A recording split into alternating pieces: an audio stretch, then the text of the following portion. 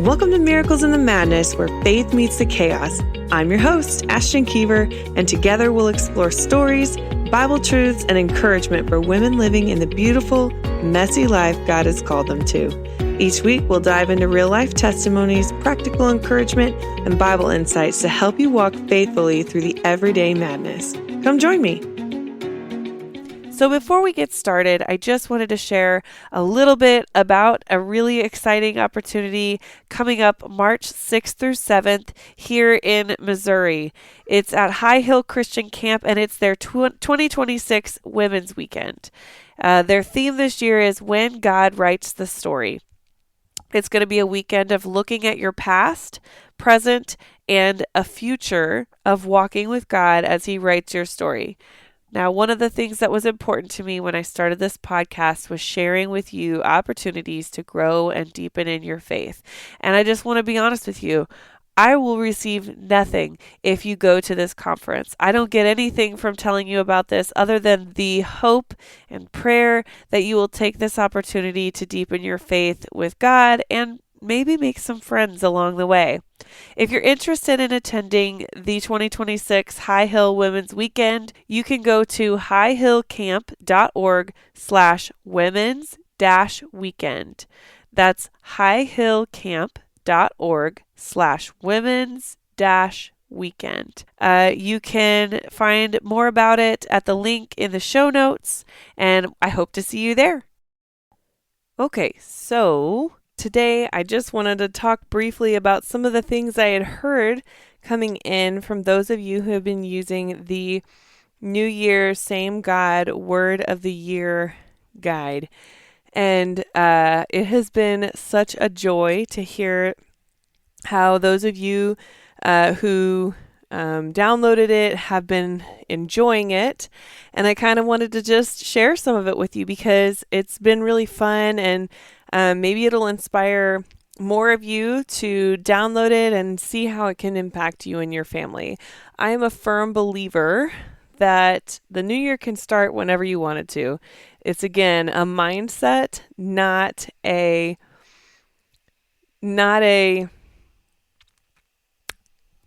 doesn't have to be a day on the calendar, right? So one of my friends who listens to the show, hey Danielle, thanks for listening, used this with her family. So it was really lovely to hear about how her and her boys and even her husband, I believe, all sat down and decided what their word of the month was going to be. So they're not going to just stick with one word for the whole year. They decided to do one word for the month. And I imagine after the first month, they will decide if they want to change it up or if they want to stick with the same word. I don't know. So that has been really fun. I love hearing that that Danielle's bringing it into her family, right? So it's not just what is this practice going to do for me in my life? It's how can I use this practice to help my family and our spiritual lives and our journeys together. And it's been really cool to hear how her family has been growing through all of this. I had another friend who downloaded the guide and has been telling me that it's really gotten her thinking about how, like getting a little bit deeper into, what word might make the most sense. It's really been fun to hear about all of these things, right? And I think what I really wanted to talk about here is that the practice of choosing a word is not to force yourself to do things that you don't want to do. So like, for example, my word is persevere. It doesn't mean that I should just say yes to everything and just push through it, right? It means that the things I believe God is calling me to be obedient in, I am going to be obedient. I am agreeing to obedience ahead of time. And even when it gets hard and I want to put it down for a little while, I'm going to stay in it. And I'm going to keep walking and running in this race. Even in a marathon, sometimes people stop running for a little bit just to catch their breath or walk, right? Well, I better not say marathon because those people are real serious. But people who, like me, maybe when you do a 5K, sometimes you run and then you take a walk for, between mailboxes, you walk, and just as a way to give your body a little bit of a break.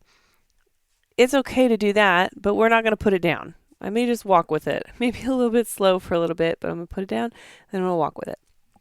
Right? So anyway, I just wanted to check in. How's your word of the year going?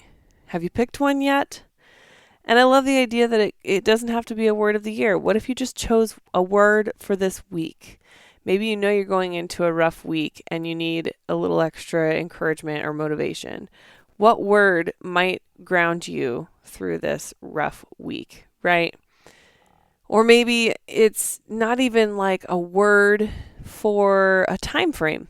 Maybe it's like when you're feeling overwhelmed with your kids, what is a word you can go back to that's going to get your heart in the right place to parent them well, not just in survival mode, right? How is it going to bring you out of that state of being triggered into a state of being positive or patient, right? And just a little more on the power of words, right? So I have not been secretive about being in therapy for a while. And in my therapy journey, I've talked with, there was a time period where I was having a really hard time getting my mind to stop racing and the anxiety to settle, right? And one of the practices that my therapist recommended to me was, I don't know what you would call it, maybe like a spiritual affirmation or like a mantra, right? But she basically just said, let's pick some words or phrases that are going to pull you back, right? And so for me, I'll be completely honest with you. My words were, my phrases were, it was kind of like one long phrase. It was, I am happy, I am healthy, I am loved, and I am successful. So at that specific time in my life, first of all, I was struggling deeply in a job, in a place that was very toxic and hard to be in every single day. But I had to remind myself that sometimes happiness is a choice. And so I was choosing to be happy with my circumstances. It was more or less me saying, I'm happy with my family. I'm happy with my children. I'm healthy. So at the time, it was, if you listen to my testimony episode, at the time I was going through some health issues and learning some things about my thyroid that scared me and learning to trust God through all of it, right? But I had to remind myself that I was healthy. In that, I was doing my best to heal my body naturally. I was working out. I was being healthy. I was making healthier choices. And some of this mantra thing was also to focus on what I want as well. Focus on the kind of person I want to be, not just the person I believe I am, because the person I believed I was none of the things in my mantra, right? And so then loved. I was really struggling with relationships in general, feeling like I didn't have any friends, which, like, especially at that time, looking back, like, I had tons of friends. I still have a lot of friends because the Lord has blessed me. But my point is that when you're in those moments, it's sometimes so hard to see it. And so, reminder that I was loved by not only the people in my life and in my relationships, but I was also loved beyond measure or beyond anything I can imagine by my Heavenly Father.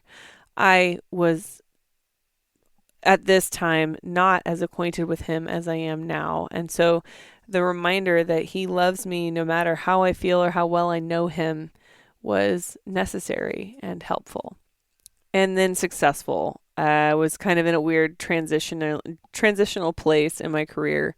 And in that time, the idea of success felt very far away. I left a different job to come to this job where I was really, in a lot of ways, it should have felt like and should have been a promotion.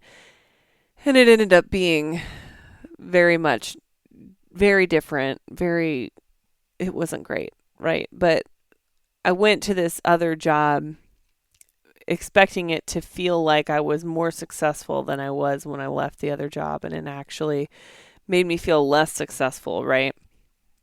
So anyway, I needed the reminder that I don't need literal success, and success is it's not a clear cut line for any one person. And a lot of people who you may think are successful would say they're not successful because they haven't met their goals yet. Like some people view it that way, and it's hard not to view it that way. And so my idea of success at the time was super focused on my career, but I was having to change my mindset about what success really looked like. And so I tell you all of that to remind you that that words have power. Proverbs 18:21 says that the tongue can bring death or life. Those who love to talk will reap the consequences. What you say matters. What you speak into your life and over your family and over your ministry and over your parenting journey and every little thing. The way you talk about it, the way you think about it can bring death or life to that thing.